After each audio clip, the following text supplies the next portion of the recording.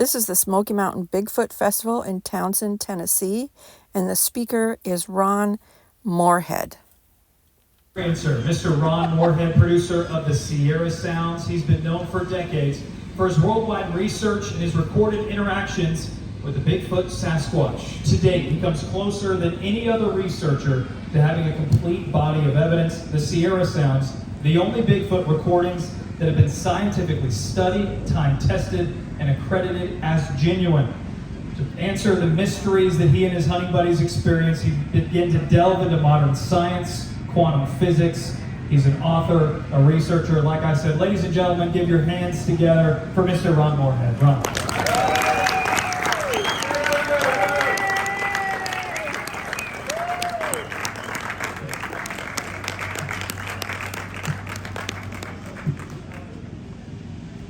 Thank you. How many's here today? Raise your hand if you're here. How many here have seen a Bigfoot? Or a dog man? How many here have heard one? Okay. Got a few people out there. Well, I'm going to talk a little bit about how that happens. I ran into this thing in 1971. That's me on my horse with a mule back there. And I haven't changed my hat since then. I can't see the screen from there.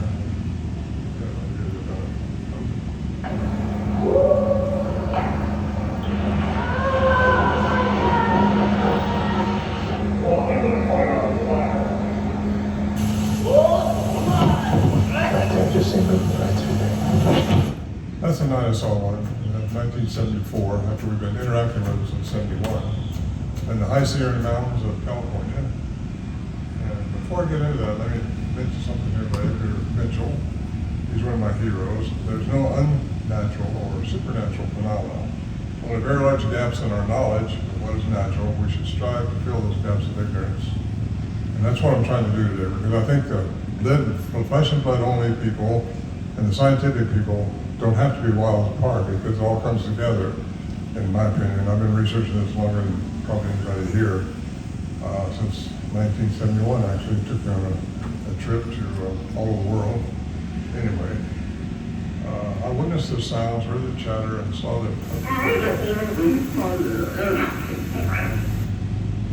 Oops, didn't want to do that.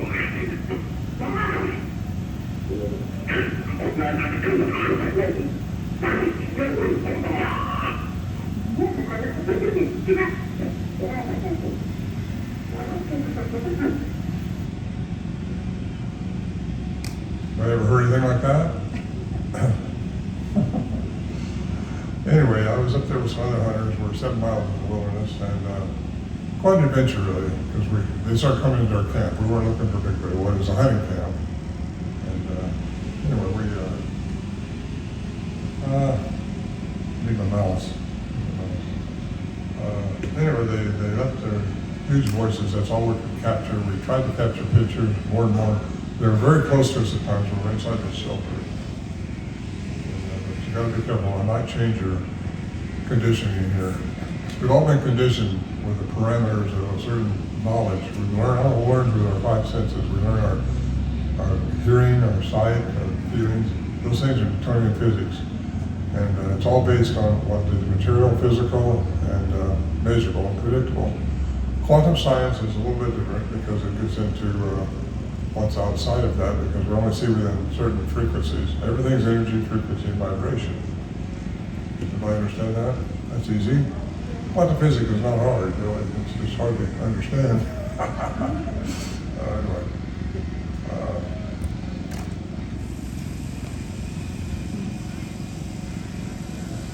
This is, you guys know who David Paulides is?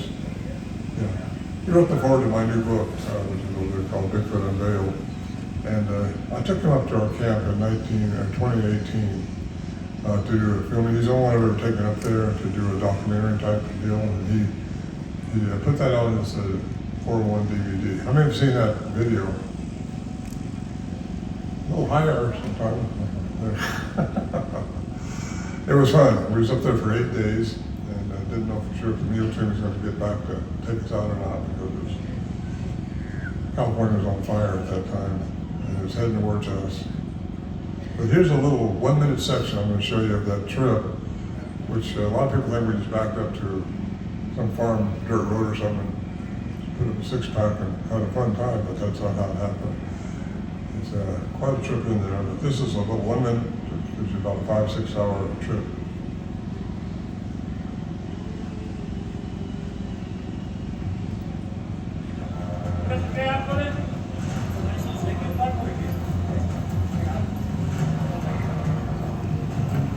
Just so people can get some idea, we're not that far outside of Yosemite. Not far at all. Well, I tell people we're between Yosemite and Tahoe, and that's where we are. If you leave at 6,000 feet elevation, if you hike into close to 10,000 feet before you start dropping back in and up and down, the whole topography up here changes every year. You don't know what to expect. You don't know what logs are going to cross the trail that you have to work your way around to get here. There's really no good trails to get here. And if you don't know where it's at, you'll never find it. It's just one of those places. Once we got there, this is what you see. That's our shelter in 1971. And that log you see on the right side of those two trees is our doorway. They come around that shelter and mess with us, and how we record them. We stick the microphones through the shelter walls, those cracks, and we can record them. That's all they let us to do. And why we were chosen, why that happened to us, who knows? Maybe so I could talk to 2 or 3 people here today, because I hope to. What all this brought me to is something else, much more important, I think, than you did.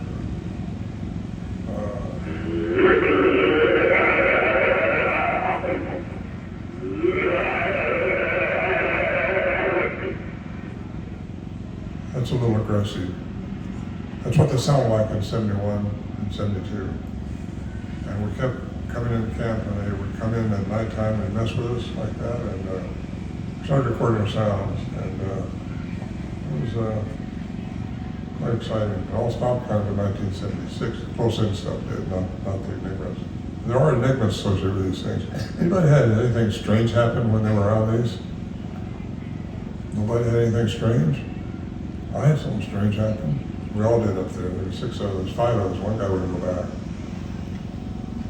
And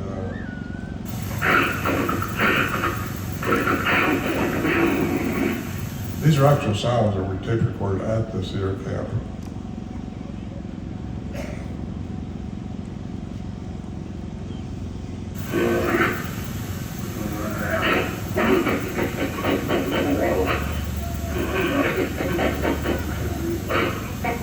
Anybody ever seen that film before?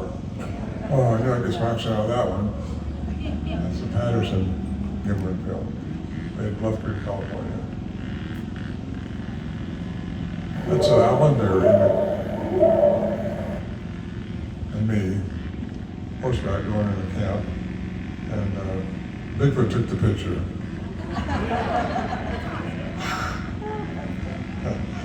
No, he's the investigative reporter we took that in 1972. He actually sponsored the studies we had done on the University of Wyoming. Him and I became good friends and started traveling around together talking about this stuff. But the information was written about in this book here, which,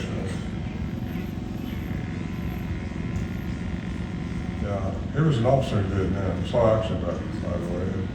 We ran across what they call cognitive dissonance, which is mental conflict that disturbs people when facts are placed in front of them. So that's what you ought to watch for is cognitive dissonance. Facts don't matter. I made up my mind. This is what they are. That's it. Well, don't do that with me because nobody here knows what they are. And until you've run into them and had the encounters like I and others have had, you won't really know. And I still don't know, but at least you know there's something strange going on. They're more than just ape in the woods. But he went to several people trying to get people to take this on.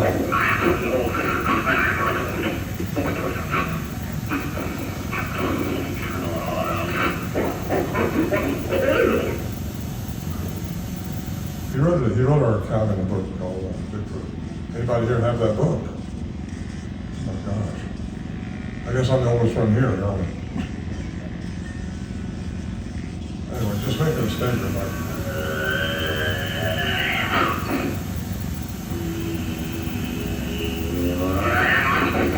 Making a statement doesn't mean anything's true. He knew, because he had a master's degree in science, he knew he had to have some professional behind this saying this is real stuff or not. He didn't care which one, he just wanted to make sure. So he went to a guy, finally found a guy, Dr. Arlen Curran at the University of Wyoming, to study the sounds. Dr. Curran took it unbiasedly, and he knew that this was something outside the normal human range. That box you see right there is the average human range. Those little icons you see in the middle of the box is things you'll hear this creature's tone in. These things outside the box are other guttural sounds which are outside the human range.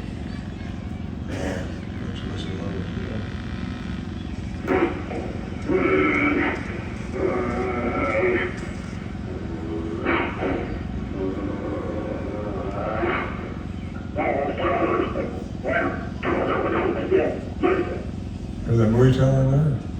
Moo tail's in the human range. That's those little O's that are in that box. That's why it sounds human.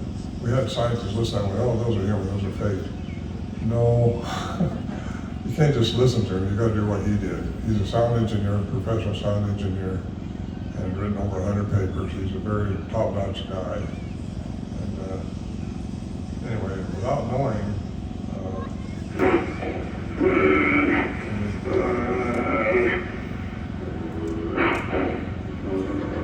Dr. Vincent, that's the same one you just heard saying. I need to see some smiles out there or something. Okay. Without knowing a Dr. Denton at Vincent's, Texas A&M, listened to him. He said it's too powerful for humans to have done that. So he's not the one who said that, but he's a professor of he correlated Dr. Curran's stuff by saying it represented an animal 8 foot 5 inches by his estimation. That one sound that you just heard.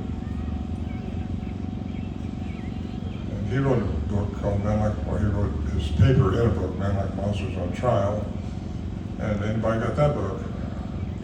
I'm gonna keep asking questions until somebody raises their hand. I've got it. There were no particular evidences of re-recording at slower speeds. Definitely features in those sounds that would be correlated to an extremely large human male. There you are. I interviewed him a couple of years ago. He's still alive. He's retired now, but he was then anyway. There were. Anyway, you're going to see this guy here a little bit later, so I'm not going to step on his parade. This is this R. Scott Nelson. He's at his desk at his table when he's teaching. Wave your hand, Scott. There he is, right there. He's going to talk after me, and he's going to, right here, look up front. He's right there. You want to stand up? Scott is a crypto-linguist, 2-time graduate. He won't talk about himself like this, so I will.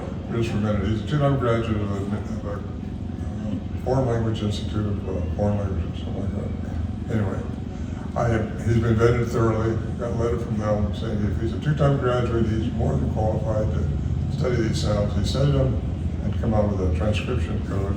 Says it is a language by the human definition. He's going to talk about how he did that a little bit. So,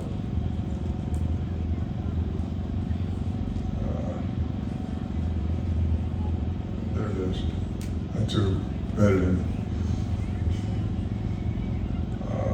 Only humans have the vocal tract capable of language. No other primate has this. Okay, you got Professor Curran saying they're over 8 foot tall. Dr. Denton saying the same thing. You got Scott Nelson, very qualified to do what he did, saying they have a language by the human definition language, which means morphine stream words like I'm doing now, and a sapient talk. Then you got Dr. Philip Lieberman at Brown University saying only humans have that. Where's that leave you?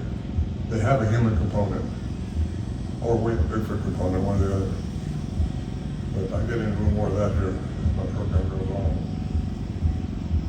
Here's one I recorded in, well, I'm going to show you the difference between just a growl, which you just heard this one, or a language. This is not language.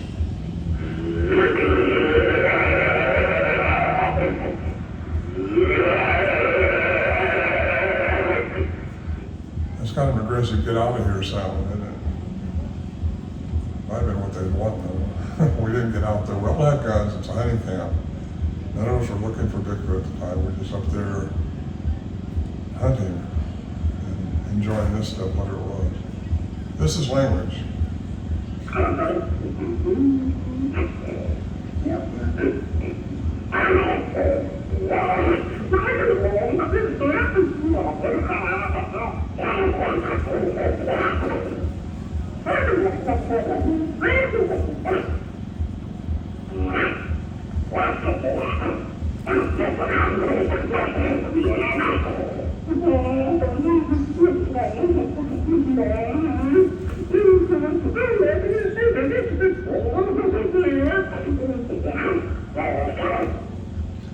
That was two of them arguing, we think.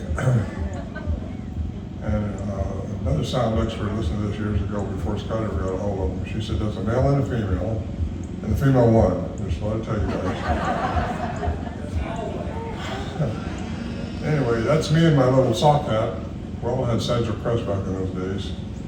You know, the pointed heads. Maybe they thought we were related to them. That's what I think they may be. And this is Michelle. That's me on left. That's Lewis Johnson. That's Bill McDowell. Bill McDowell and I were the horse people who carried supplies in with mules and stuff. That's our camp. And this is my interaction. World War Exchange with them in 1974, I think.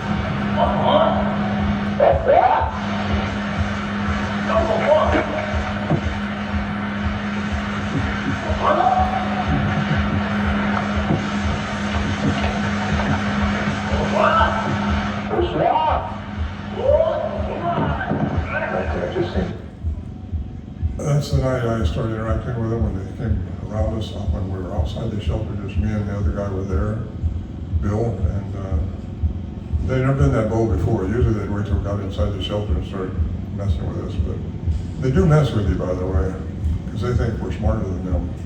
And we do think that, but I gotta tell you, they've been here longer than we have, I think. They know things that we are still trying to learn.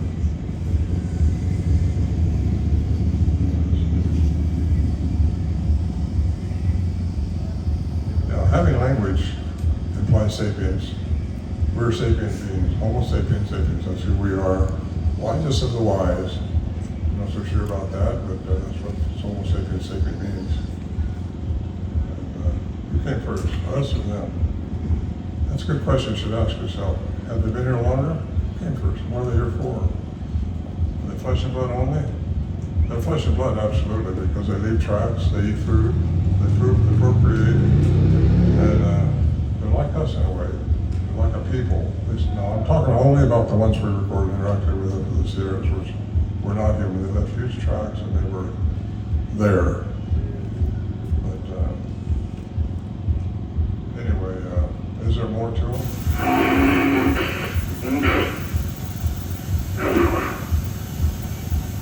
Is anything...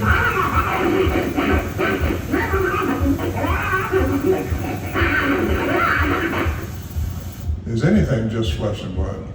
What gives us our cognizance? What gives us our abilities to do things? Some people have telekinesis, some people have telepathy, some people have different gifts that they've access through the brain, through their cognizance. What gives us that? It's more than just flesh and blood. Anyway, I'll get into that a little bit more. How long have they been on Earth? How fast could they be? Some are different than that. Very important. Some are different than others. They're not all the same thing. You say, that's a Bigfoot because I see his track. Well, the track might have been different, but there's more than one kind. I'm very sure of that. I've been all over the world. In Nepal, Siberia, Russia, Bolivia, Peru, checking this stuff out. And I've been doing it a long time, and there's a whistle interaction.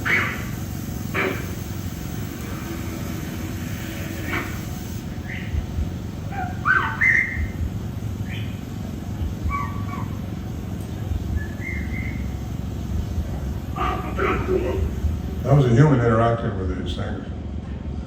You hear the whistle back. They whistle through the vocal cavity. They don't whistle through the lips like we do.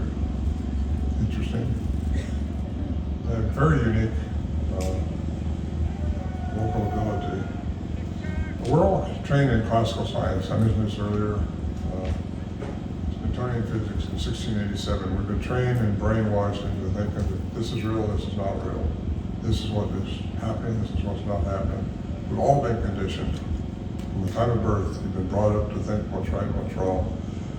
To get into what's really going on this planet, all the way from the cosmos to the atom, down to the atom, according to Professor Christopher Brer at West Texas A&M, works through the laws of quantum physics.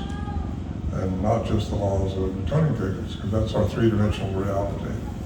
We live in three-dimensional, third density world, that's what we're in. Everything, see, feel, touch, measure, predictable. Things aren't always that way. So I'm glad that now a lot of researchers are looking a little different, deeper. And some of them don't agree with me because they haven't looked deep enough, as far as I'm concerned.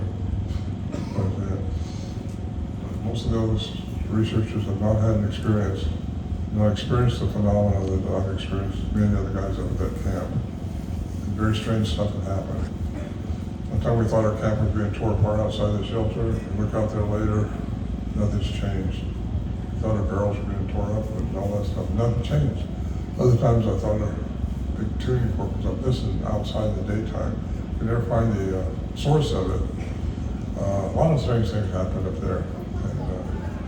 How you get to that stuff. And out there, I have a master's degree in science. He said, don't talk about the strange stuff that's up here. You won't get anybody to listen to you. And some people still won't listen to me because they don't think they get the head around quantum physics. Because you can't.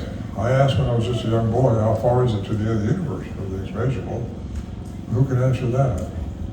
Can anybody answer how far it is in the universe? No hands. I can't answer. Because it has to be conceived, it can't be answered. You can't answer how far it is, how many miles it is. Even light speed, you can't measure it.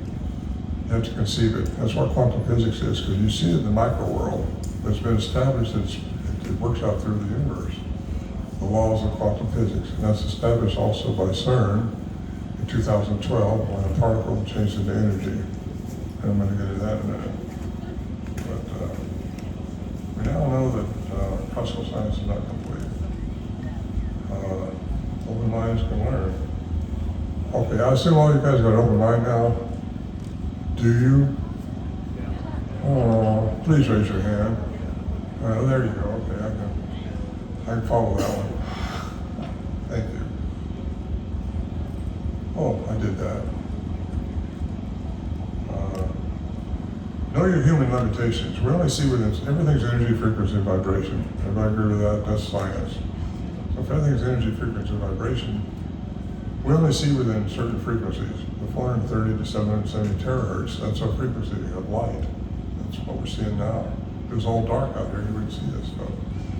That's our frequency of light. It's all these other frequencies on the outside of that that we don't see, but they're there.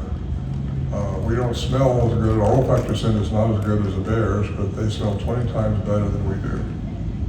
And you better be downwind from there if they're hunting. Anyway, just thought I'd say that. So, can Bigfoot go out of our visible perception? Yes, they can go out of our visible perception. We just don't see all the frequencies. How do they stay so concealed? Could they go underground? This is an underground city in Turkey. Thousands of people were there. Unknown cave in Vietnam. Anybody ever seen that? That just came available for you to see in 2013. They've seen reptilian type people, or the reptilian coming out of that cave one time. In fact, some military people said they shot at one. There was a reptilian like bipedal standing up, coming out of there. They assumed they missed it because it went back in. Oh, here we go. Whoops, didn't mean to do that. Okay, gotta identify this.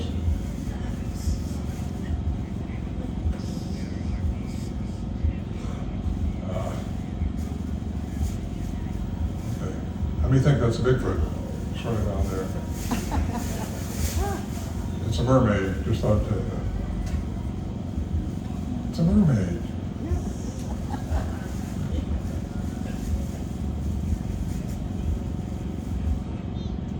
Oh, this is could it be from the cosmos?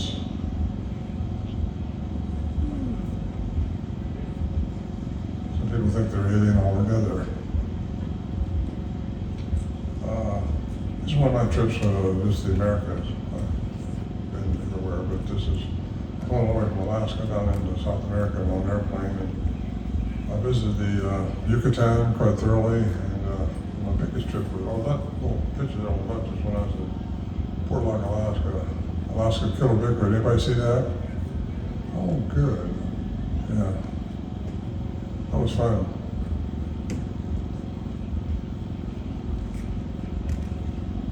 Oh, here's a little trip. Took her for a helicopter ride. This is Port Log once you get there. I flew over it quite a bit before we landed. And this is me taking off a few days later. Just thought I'd show that because it was a lot of fun. I don't know if I'm going to do another one or not. It depends on the funding production company. I'm calling and asking if I would get the money. Anyway, going from there. Gotta go where the dots lead, and I've been in, that's one of my trips into Peru. We got permission from the curator of the museum right there, the owner of it actually, to demummify a skull, and that's what we did, to see if it had a sagittal suture or not, and it was integrated with we think a mother and a father. And anyway, this is evidence we think of advanced technology in Peru and Bolivia. And I've been to those places, and once you see some of this stuff with your own eyes, kind of opens your mind up a little more to understand what's been here before that we just haven't been. Those boulders up there are huge, and some that's even bigger. And they're put together without mortar, just like a jigsaw puzzle in some places.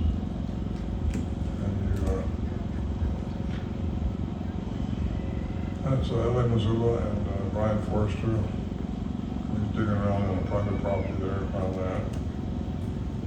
And anyway, that's, I took these pictures myself. That's one of the elongated skulls on the bottom right, which have no sagittal suture. They have one parietal all the way across. Like we have two, one on each side, parietals, brain, skull. And they don't have that. A lot of them don't. You find these arrows down there which dig up graves. They took me to a graveyard which is 7 miles square. It just, you see dips and pound, dips in a mound, dips in a mound, where they're digging up these graves trying to find artifacts that might be interesting to a museum somewhere, and then they sell it, or they keep the jewelry.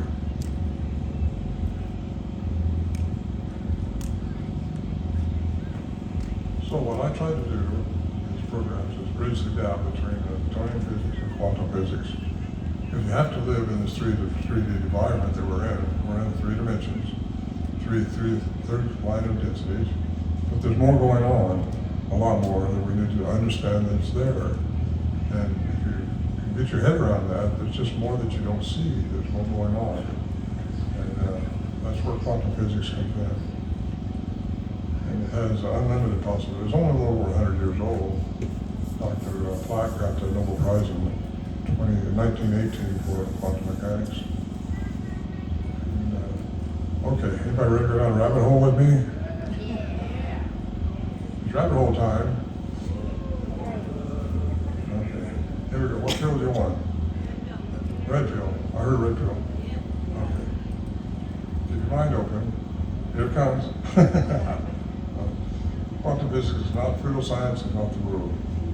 And people accuse me of working with pseudoscience or woo or paranormal, but quantum science only answers the questions that people have about those things when they see things that don't make sense to them. It's got to be in the woo-woo world. Quantum science is not the woo-woo world. It's not paranormal world. It's a science that was established years ago, and it's accepted by physicists worldwide. It takes, here's Edward Mitchell again. It takes quantum and science. It takes classical and quantum sciences together to have clear perception. I like that statement. We have to have both and understand both of them before you really open your mind up to what these things might be. If you encounter one, you need to know. Or something. Some of them good and some of them bad, depending on what made them.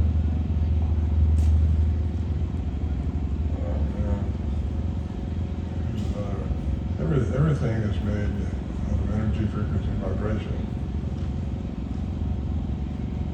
Evolution, causal science does not explain telepathy, consciousness, physical phenomena, telekinesis, clairvoyance, remote viewing. Anybody had a deja vu? Oh, we all know what those are, don't we? Yeah. But you know what? Classical science don't answer how that happens. It won't do it. Our embodiment consists of two major components, physical and the ethereal. The ethereal is your spiritual part of your consciousness. That's what cannot die, because energy at its most basic level, which we're all made of, like it or not, we are all spiritual beings made of energy, frequency, and vibration.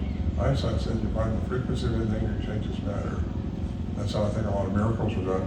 They thought they know the frequency. Once you know the frequency, you can change the matter. And anyway, in classical science, your body's going to die. We all die, right?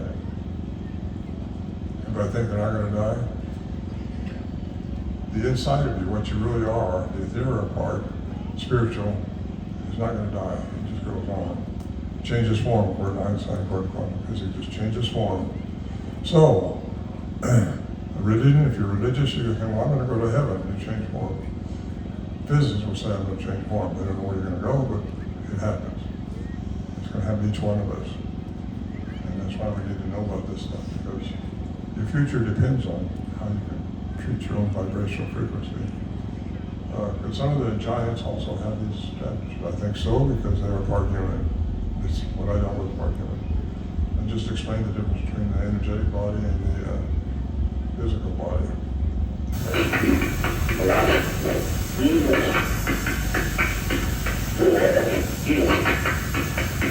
I guess I don't need to show that anymore. You guys have seen that so many times, right? Okay, in reality, every object in the universe, I said this before, Dr. Stephen Breyer at West Texas A&M, works on the laws of quantum physics. And here's another. You guys know who Nikola Tesla is, right? Okay. He said the day science begins to study non-physical phenomena, will make more progress in one decade than in all the previous centuries of this existence. We're in that stage right now, because we're studying it. And it's worth looking into, folks. You can get books on quantum physics 101. You can, not hard to bite into and start looking to it.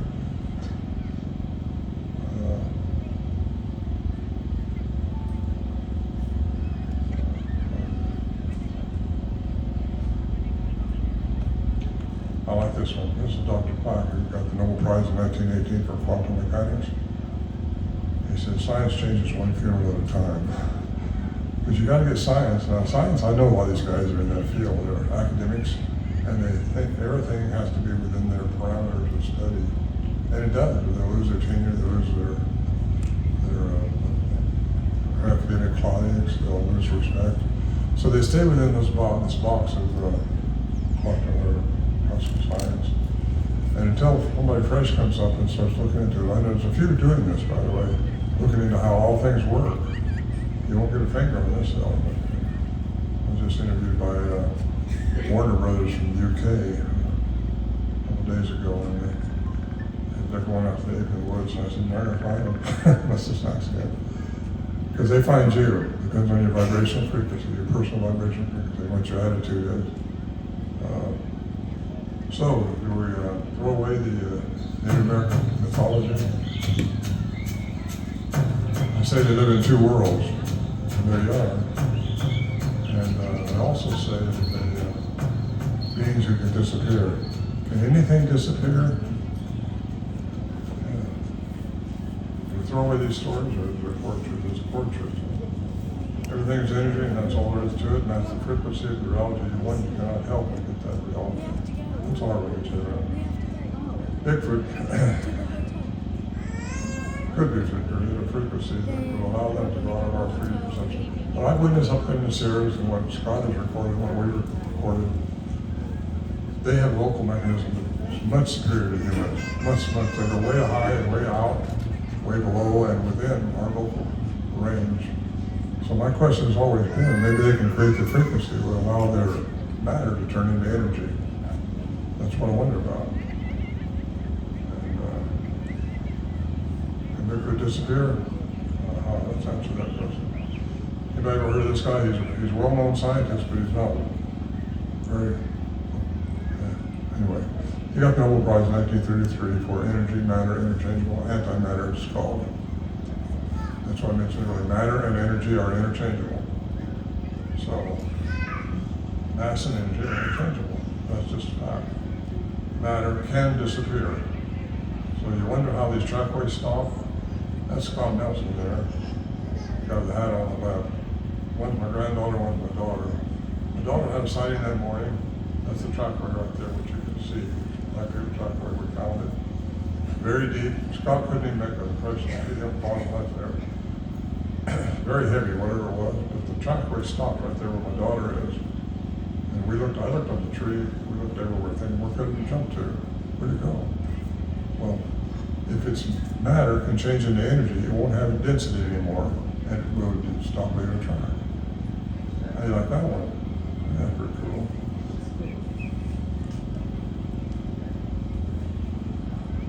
Mass changes in energy, density will change, trackways can stop. About 20% of Bigfoot reports also have a UFO alien connection. How many here believe in aliens? Oh, good. Our government said we can, so you can. We don't have weather balloons doing this stuff. Is there an alien connection? Quantum physics and spirituality are the same. Well, one man calls God, another calls the laws of physics. That's Nikola Tesla. I like that one.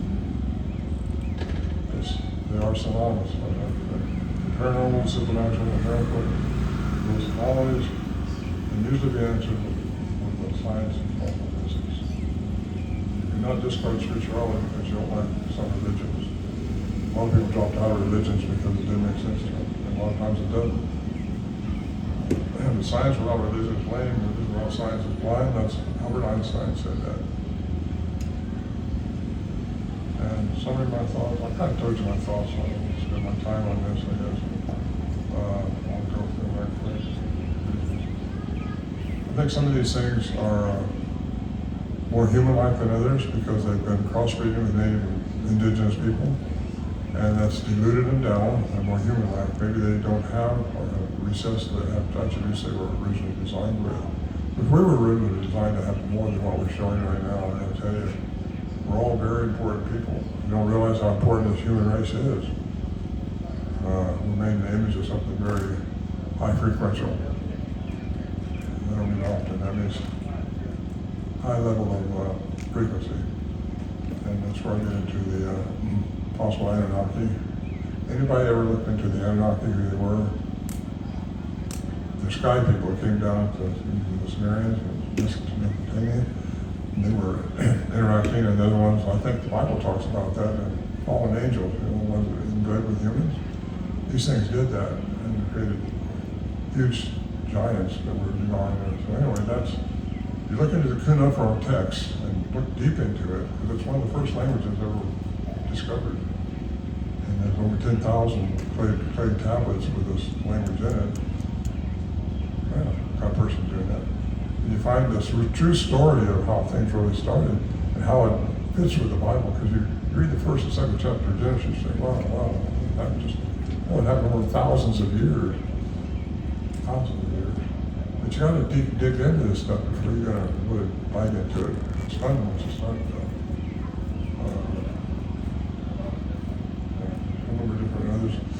different types of aliens have been on this planet, and I think that's been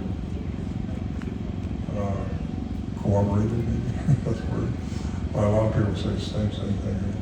A lot of these enigmas we see around the earth are not human-made, not totally.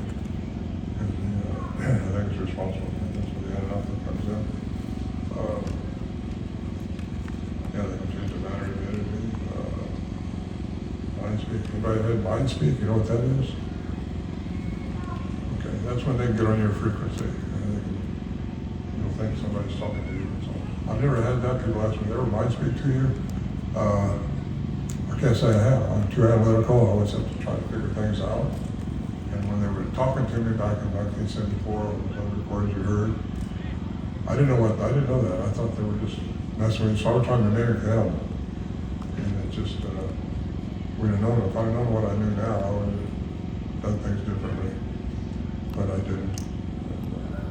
But I think all that had something to do with why I'm here today and why I'm doing this stuff now everywhere.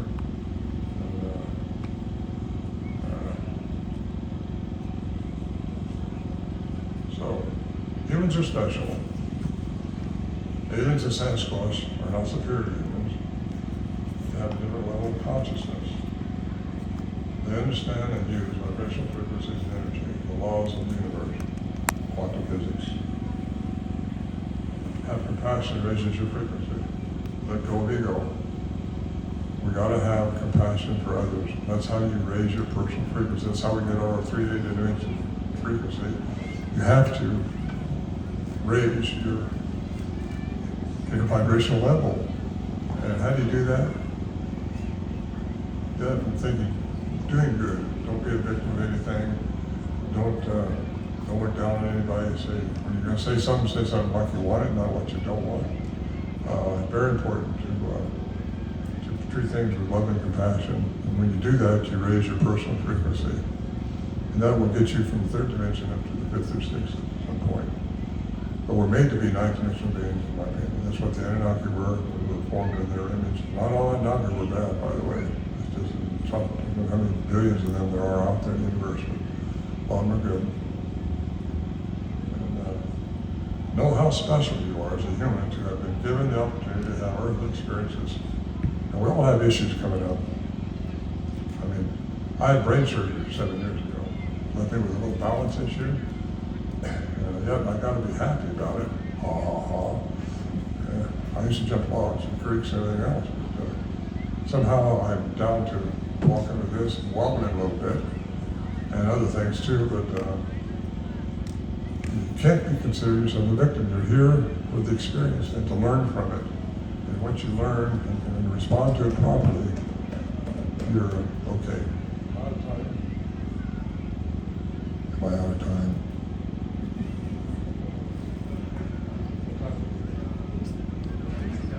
Anyway, Scott Nelson's going to come up here in a minute. You don't want to miss him because he's going to explain to you how he transcribed these sounds that I've recorded. And, by the way, I got suggestions of what to do and what not to do here in Wisconsin. Watch out for one big thing in your life. Control your fear. It's so easy to get afraid when you're out there in the woods, especially if you see a dog man or a Bigfoot, and if they come around beating their chest or something like that. Let them know that you're a human being, you got a dominion on this planet. And don't let your fear control you, but you attract what you feed. So if you feed the negative, you're going to get the negative. I want to introduce a very special friend of mine right down here in the front row, named Martin Groves. Can you stand up, Martin? He's a retired police officer, investigative reporter, 38 years on the force. Yeah, thank you for your service. Thank you, Ron. But he's been studying the dog man down in the land between the lakes and the Bigfoot. And I've been down there with him. I'm proud to say he's my friend. He's a good man. And hopefully he'll come here next year and speak up here like this, because he's written some books too on the dog. He came face to face with the dog man. He's so credible. I mean, he's intelligent. What size steak was you going to buy me tonight? T-bone, porterhouse. Anyway, Thank you, Ron.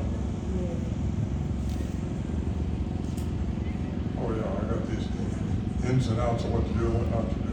The biggest thing is about one, which we all have. Master your own enemy, that's fear. You gotta master that, because you will attract what you think about.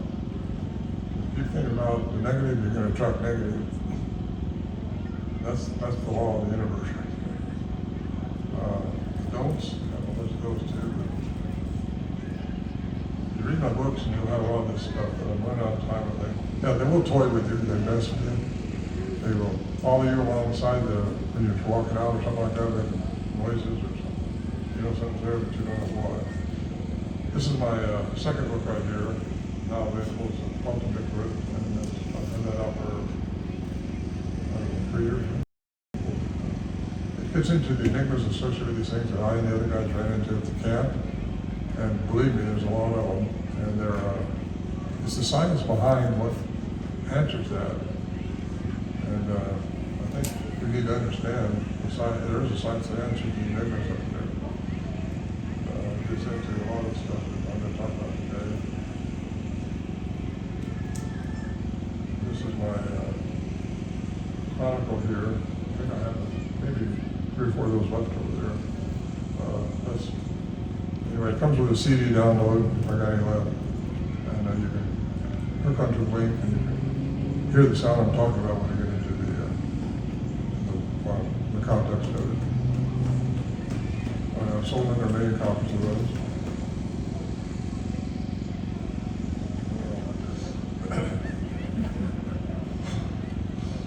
Anyway, this is my new book. Just came out with it down in Georgia here a month or 2 ago. And doing very well. So it explains a lot of how dimensions are. Tesla 369 code, which is a manifestation code. How Bigfoot can disappear. Hybridization, the hybridization program going on throughout the world. Aliens are mixing with different species. It's just happening. How else do you explain what a 5-year-old could play but be told or something? Speak another language he's never been taught. That's me and Al buried our camp years ago. And this is what our camp looks like now, taken by a forestry ranger who went up there for this issue. Camp's still there. Anyway, I'm easy to go, hold on. That's my email address and website, Morehead.com. That's my program, everybody.